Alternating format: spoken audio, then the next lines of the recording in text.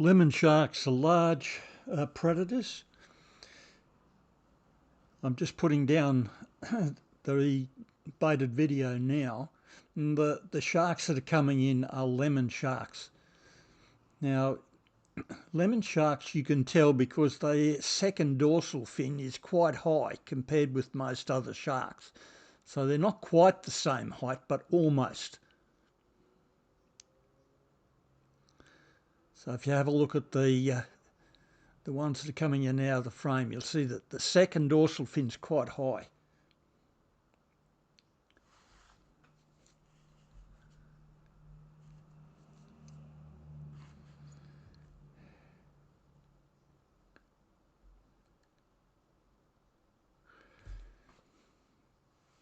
The thing about these guys is they're very seldom alone. They always have other fish hanging around with them. So if you have a look at this guy here, there's quite a number of different species that are associated with this lemon shark. And that's what I want to talk about in this video, the friends of the lemon shark.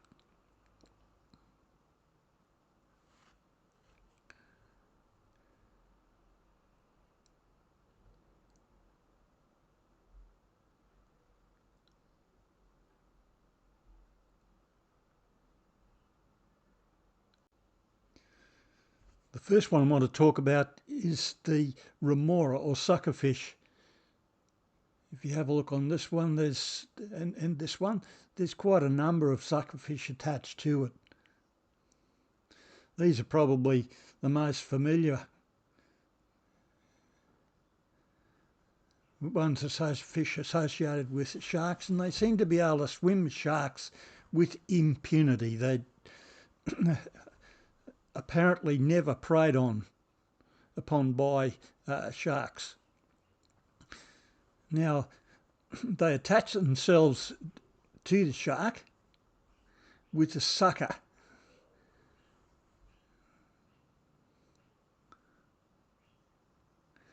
And apparently feed on scraps that's left over from the shark feeding, and also probably some of the waste from the shark. If you have a look there, there's one just behind his gills. It may also remove some parasites.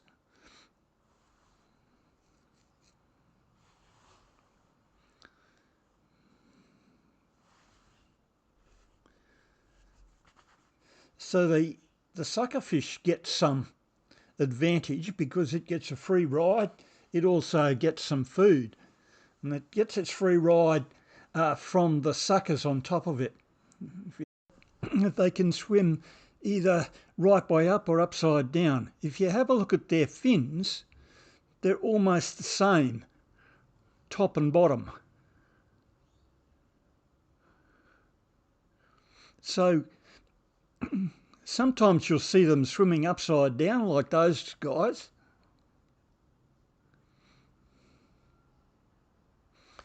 Other ones, if you look closely, are actually swimming right side up. So some swimming upside down, trying to get attached, others swimming right side up.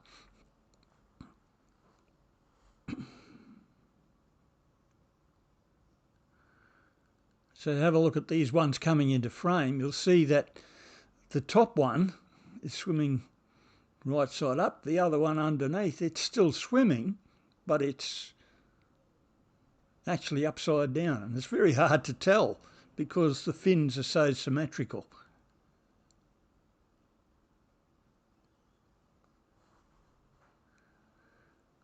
So top one,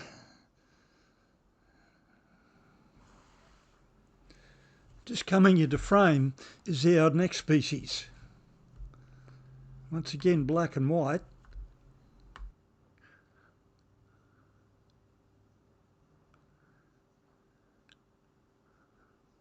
Just coming around just below the first dorsal fin.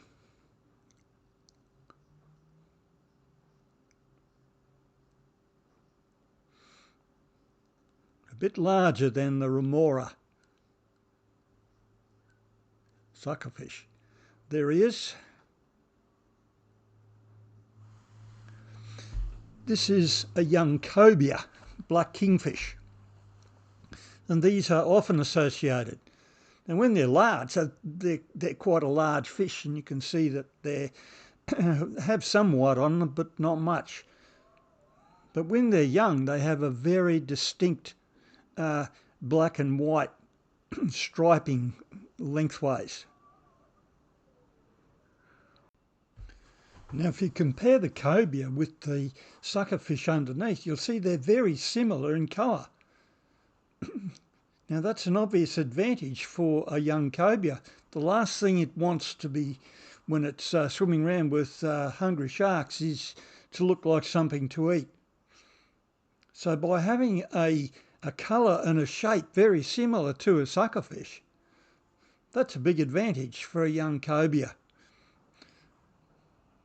Because, of course, sharks don't eat suckerfish.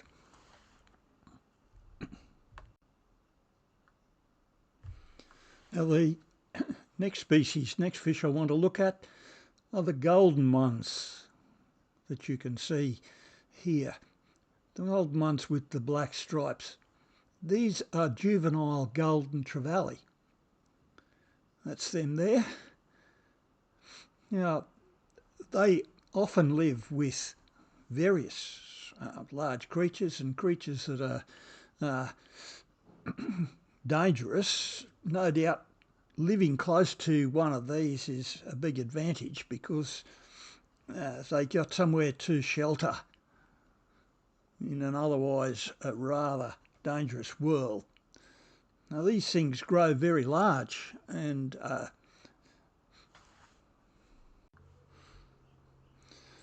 highly respected sport fish. Yeah, so they often associate themselves with sharks. So in their early lives, they may depend on sharks and other large animals.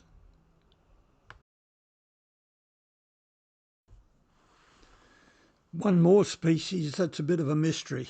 Just coming into frame now are some light silvery coloured ones with a yellow stripe down its centre and a yellow tail, a black spot on their gills. Now, those are in fact silver trevally, and they're more common. In fact, they're very seldom seen in warm waters. They're more commonly associated with cold waters right down to Tasmania and around the bottom of Australia. So what they're actually doing in the Swains reefs and the northern Swains reef is a bit of a mystery. But once again, they're associating themselves with the lemon shark, maybe as a protection. I'm just there's the arrows there showing, look up and top, there he goes. There's a couple of them there associated with this lemon shark. So as I said, a bit of a mystery. They're well out of where they're normally found. They are young fish, so maybe they migrate south. Who knows?